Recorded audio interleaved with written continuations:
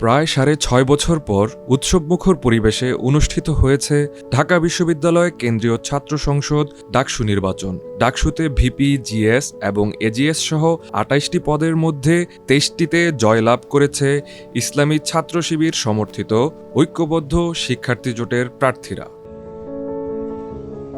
শিক্ষার্থীরা বলছেন, অনেকদিন পর সংঘাত সহিংসতা ছাড়া নির্বাচন অনুষ্ঠিত হয়েছে।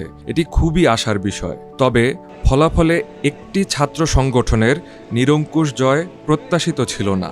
তারা চেয়েছিলেন সবগুলো প্যানেলের প্রতিনিধি নিয়ে ডাকসুতে একটি সমন্বিত পর্ষদ গঠিত হবে। নির্বাচন নিয়ে যদি বলি, নির্বাচন ওভারঅল আমার কাছে মনে হয়েছে ভালো। তবে নির্বাচন নিয়ে কিছু ত্রুটি আছে, কিছু কেন্দ্রে যদি বলি নির্দিষ্ট করে, এবং প্রত্যেকটা প্যানেল থেকে অভিযোগ এসেছে। উমামা অভিযোগ দিয়েছে, জামালউদ্দিন খালিদ ভাই প্যানেল থেকে অভিযোগ আসছে, মেঘমোল্লার রশিদের প্যানেল থেকে অভিযোগ আসছে, ছাত্রদলের প্যানেল থেকে তো সবার আগেই অভিযোগ আসছে। প্যানেলগুলো থেকে একসাথে একটা ডাকসু ক্যান্ডিডেটরা আসবে, মানে রেজাল্টটা হবে। কিন্তু যেটা হয়েছে যে রেজাল্টের পরে কিন্তু আমরা সেটা পাইনি। আমরা দেখেছি একচেটিয়া একটা দলই পেয়ে গেছে এবং তাদের বাইরে 5 জন স্বতন্ত্র এসেছেন। তো সেই জায়গা থেকে আসলে আমাদের যে এক্সপেকটেশন সবাই মিলে আমরা একটা ডাকসু প্যানেল দেখতে পাবো, সেটা আমরা দেখতে পাইনি।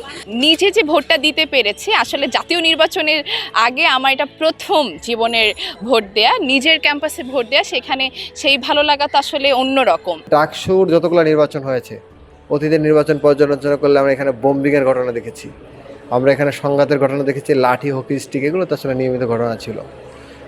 সংঘাত ছাড়া কোনো নির্বাচন আমরা অনুষ্ঠিত দেখিনি। 5 আগস্ট ছাত্র জনতার গণঅভ্যুত্থানের পরে আমরা এমন একটা ডাকসু পেয়েছি যে নির্বাচনে কোনো ধরনের সংঘাত সহিংসতা দূরের কথা, হাতাহাতের ঘটনা ঘটে নেই। ডাকসু নির্বাচনে শুরু থেকেই প্রচার প্রচারণায় এগিয়েছিল ছাত্রদলের সমর্থিত প্যানেলের প্রার্থীরা। কিন্তু নির্বাচনে ২৮টি পদের একটিতেও কেন ছাত্রদলের প্রার্থীরা জয়লাভ করতে পারেনি, এমন প্রশ্নের জবাবে শিক্ষার্থীরা বলছেন, নির্বাচনের আগে হলগুলোতে কমিটি ঘোষণা শিক্ষার্থীদের মধ্যে অসন্তোষ সৃষ্টি করেছে, যার প্রভাব পড়েছে ডাকসুর ফলাফলে। আমরা কিন্তু প্রথমতই যেটা বলেছিলাম, আমি রোকেয়া হলের, তো আমাদের প্রথম চাই কিন্তু ছিল যে হলে কোনো প্রকার শুধু ছাত্র দল না, কোনো প্রকার দলেরই কিন্তু কোনো কমিটি থাকবে না। কিন্তু তারপরেও তারা কমিটি দিয়েছে। আমার মনে হয় এটা একটা অসন্তোষের জায়গা ছিল। ছাত্র দলের ম্যাক্সিমাম ক্যান্ডিডেটকে চিনতে পারে না স্টুডেন্টরা। এটা একটা বড় কারণ ওই যে আমাদের ইলেকট্রাল পলিটিক্সে ভুল আছে। দ্বিতীয়ত আমাদের যেটা আমরা থাকতে পারি না ক্যাম্পাসে, শিবিরের বিজয়ী এবং 2-1 জন যারাই হলগুলোতে দেখছি যে হয় নাই, তারা সবাই হলে থাকতে পারছে। এবং এটা কীভাবে থাকতে পারছে আপনারা জানেন, তারা তাদের সংগঠন কখনো পরিচয় প্রকাশ করেনি, কারো পদ প্রকাশ করেনি, হলেই ছিল, লীগের সাথে মিলেছিল অথবা যেভাবেই হোক। সো তাদের সবাই চিনত। ২০২৪ সালের গণ অভ্যুত্থানে নেতৃত্ব দেয়াদের মধ্যে অন্যতম ছিলেন উমামা ফাতেমা ও আব্দুল কাদের। ডাকসু নির্বাচনে বিজয়ীদের তালিকায় ওই দুটি প্যানেলের কেউই জায়গা পায়নি। কেন জানতে চাইলে শিক্ষার্থীরা বলেন, তাদের পরিচিতি থাকলেও তারা হয়তো ভোটারদের সাথে সেভাবে সম্পৃক্ত হতে পারেনি, যা ফলাফলে প্রভাব ফেলেছে। বাকছাসের যে কর্মীরা ছিলেন তারা কিন্তু হল উন্নয়নে যথেষ্ট কাজ করেছেন, কিন্তু তারাও আসতে পারেননি। তো এই জায়গাটাতে আমার মনে হয়েছে যে জুলাই পরবর্তী সময়ে অন্যান্য দলের চাইতে যারা জুলাইয়ে ফ্রন্ট লাইনে ছিলেন, তাদের প্রতি আমাদের স্বচ্ছতার জায়গা, আমাদের এক্সপেকটেশনের জায়গাটা অনেক বেশি ছিল। কিন্তু সামহাও আমরা দেখতে পেরেছি যে উমামা তিনি একটা দল থেকে গিয়ে ডিফারেন্ট হয়ে গেছেন, বা বাকছাসে যেটা হয়েছে যে একজন নিজে নির্বাচন করার জন্য মেইন পার্টি থেকে চলে আসছে। তো এইখানে আসলে স্টুডেন্টরা হয়তোবা একটু নিজেকে কোয়েশ্চেন করেছে যে তারা যদি নিজেদের স্বার্থে বৃহৎ দলের স্বার্থটা ছেড়ে আসতে পারে, তাহলে নির্বাচিত হওয়ার পর তারা কি অ্যাকচুয়ালি কাজটা করতে পারবে কিনা। ওনারা দীর্ঘদিন যাবৎ ক্যাম্পাসে যে কোনো যৌক্তিক ইস্যুতে আসলে সোচ্চার ছিলেন এবং ওনাদেরকে আমরা সামনে থেকেই দেখেছি। এবং আমরা একসাথে অনেক মুভমেন্টে, আমি ব্যক্তিগতভাবে তাদের মুভমেন্টে অংশগ্রহণ করেছি, বা আমার অনেক মুভমেন্টে তারা এসেছেন। এই ধরনের অনেক ঘটনা ঘটেছে। এরকম অনেক লড়াই সংগ্রামের মধ্য দিয়ে আমরা কিন্তু ক্যাম্পাসের একটা দীর্ঘ সময় আমরা পার করেছি। তো সেই জায়গা থেকে ওনাদের লড়াই সংগ্রামকে আমি শতভাগ শ্রদ্ধা জানাই। এবং শিক্ষার্থীরা অনেকেই তাদের লড়াই সংগ্রাম সম্পর্কে অবগত এবং তাদের সেই অনুযায়ী মানে তারা যতটুকু পৌঁছাতে পেরেছেন, তারা সেই অনুযায়ী তাদের সমর্থনটা পেয়েছেন। উমামা ফাতেমা, হ্যাঁ, জুলাই যোদ্ধা সামনের দিকে ছিল, তার ক্যাম্পাসে পরিচিতি আছে, কিন্তু কানেকশন নাই।